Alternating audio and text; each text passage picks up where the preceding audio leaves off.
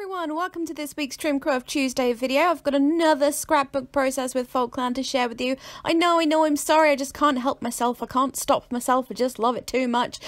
Yes, ignore the photo that's on screen at the moment. I actually started this layout weeks and weeks ago and ended up scrapping that photo on another Folkland layout, and then this was, as I said, started weeks ago and then only finished recently. It happens. But yes, I'm starting with this paper with like the pink and the roses with the distress feel to it.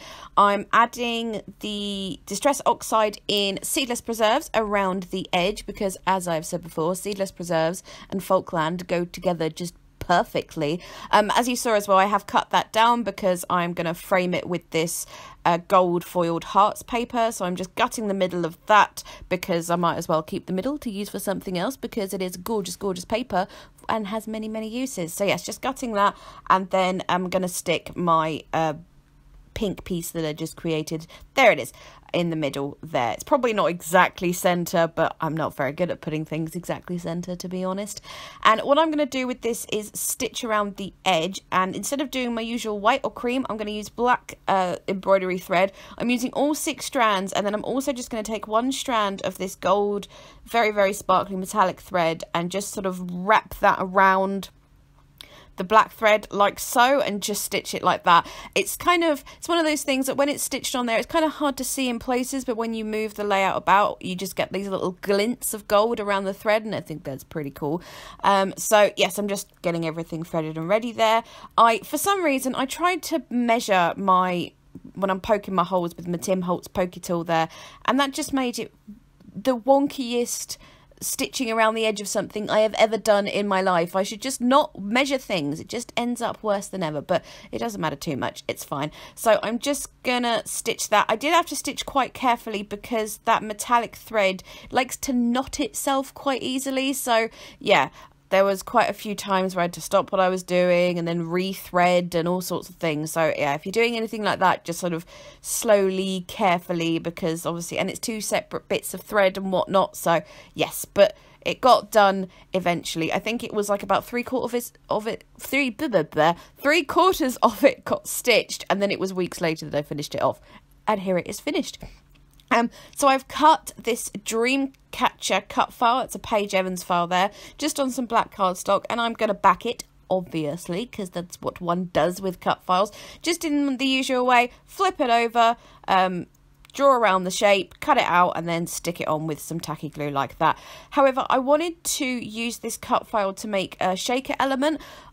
It occurred to me that I've never done a shaker element on a layout before. I do it on cards all the freaking time, but I don't think anyway that I've ever done it on a layout. So what I decided to do was, instead of, obviously, I'm back in that first outer layer of little triangles, but I'm not going to do, and I've backed all the little feathers that are dangling off the Dreamcatcher there.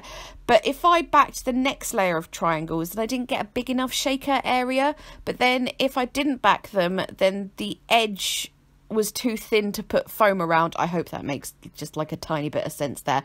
So what I'm doing is I'm just going to cut a circle shape with the blue paper that I want to use.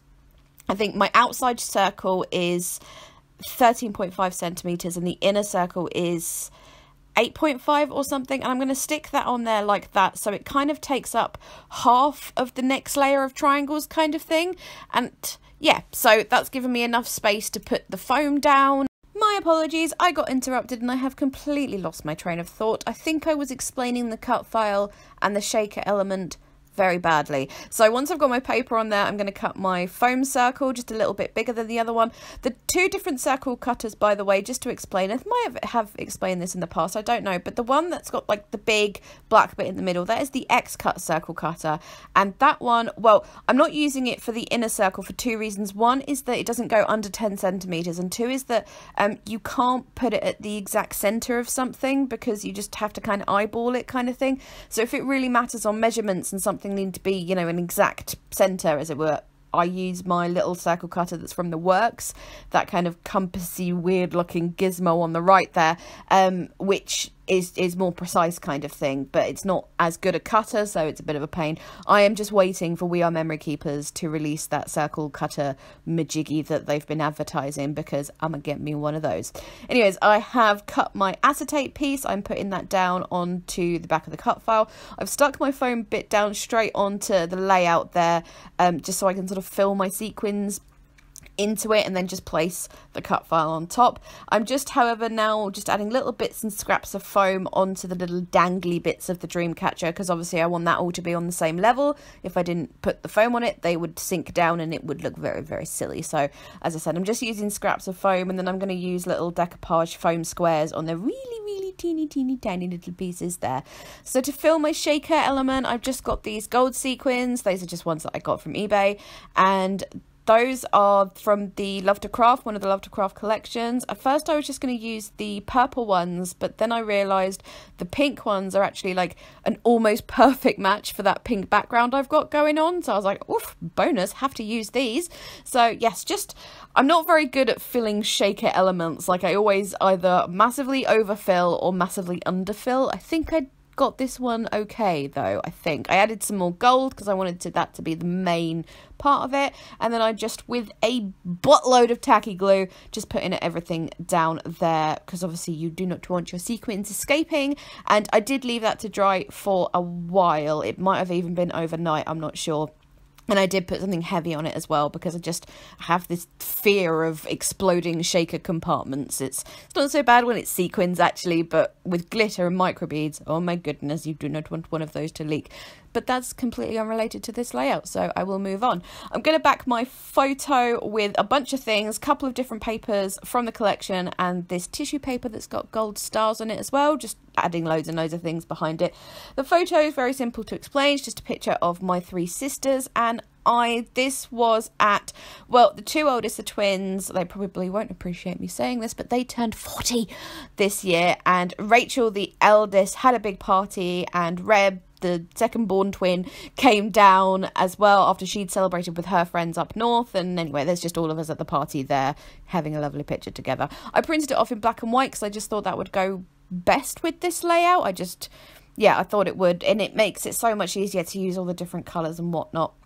Anyway, with all that down, I put foam on half of the picture, obviously, so it would lie flush against the cut file and everything. And now I'm just getting out all of the Folkland embellishments to use. I haven't used much of the ribbon yet, so I decided to bring that in. So I'm just sewing a couple of little bows there, just the usual trick. I won't bother to explain it because I have explained it in the past, and if you haven't seen it before, I will try and link the video where I did it originally, and I actually explained something well for once. I know, believe it or not. Anyways, I'm going to put a little strip of ribbon as well across the picture there, and then put one of the bows at the end, so it kind of looks like it's been tied around. Obviously it hasn't.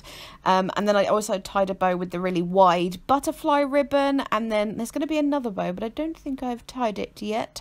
I added those tags as you saw at the top, well, just cut it in half. I added one bit at the top of the picture and one bit at the bottom right there, because I knew I was going to add like some sort of tiny words or something on those, and they would look nice if they had a gold glittery background. Puffy stickers going on, the big bow is going up there at the top of the dream catcher. That ribbon there with the little birdies on, I wanted to include it because I've said this a million times in the past, but my sisters and I all have the same matching tattoo of 4 birds in flight. So whenever I scrap a picture that's sister related, I just like to include a bird thing somewhere on the layout, just as a little nod or reference to that. I'm going to use the glitter enamel dots from the collection just to put in the centre of the bows. I use glue dots for that because obviously the normal adhesive on those isn't going to stick to the ribbon very well. And I also put a big one in the centre of the dream catcher because I just thought it was needed. And here I'm just using the teeniest, tiniest little heart stamp. This is from the Stamp and Die set from Folkland. Just a stamp, little hearts all over. I'm using Stays on Black and again the seedless preserves. That is the teeniest, tiniest little stamp. I think it's the smallest of my collection. It is so cute.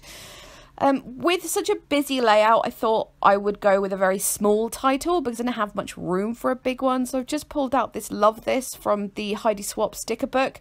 I did argue with that little sticker quite a lot. It was very, very, very fiddly, especially getting like the little bits like in the center of the E and stuff. I cut like all of that out. I swear it took me like 20 minutes to put that flipping sticker down. Anyway, so just the hashtag Love This, very simple, but yeah. Adding some of the Tim Holtz metallic word stickers there, obviously the gold ones, because obviously on this layout. And then I also added a sister one up there because appropriate. I'm gonna add little sequins down instead of the enamel dots, just because I kind of had a specific use for those with the bows.